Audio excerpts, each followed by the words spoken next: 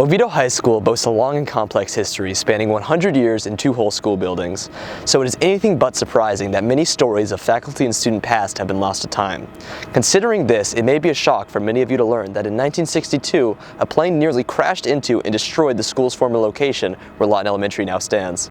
On January 15, 1962, Lieutenant Charles Hodgate left from a naval air station in Sanford, and disaster soon struck. His plane experienced an engine failure and began to rapidly lose altitude. He attempted to change course and return to Sanford, but in a cruel twist of fate, just as this happened, the Oviedo School's two-story tall silhouette came into view. I was sitting on the west side. I was in English class. I was a junior. And I was staring out the window like this, and all of a sudden, 3 planes appeared in the west, just over treetop level. With the school that close and his altitude that low, time was ticking and his options were limited. He couldn't crash short because on the short side of the school was the playground, and that's where all the elementary kids were out there at that time playing. Ignoring orders from base to bail out and let the school be hit, Lieutenant Hodgate concluded there was only one option: to make the ultimate sacrifice.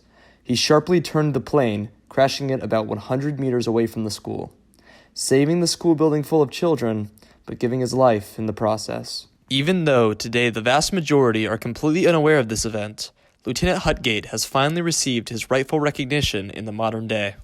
In 2021, the Oviedo Preservation Project put together money to fund a historic marker meant to detail the events of the crash.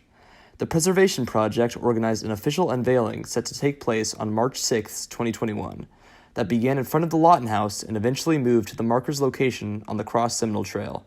They even contacted Lieutenant Hodgate's children and told them about the unveiling. And immediately he says, we got plane reservations to come to the dedication. The marker, almost poetically, was unveiled by Lieutenant Hodgate's own children and attended by many of the surviving witnesses who were in class during the disaster. Everybody, without a doubt, thanked him and said that if it were not for his father, we wouldn't be there. In those few crucial moments before the crash, Lieutenant Hodgate, by redirecting his plane, redirected the course of Oviedo High School history.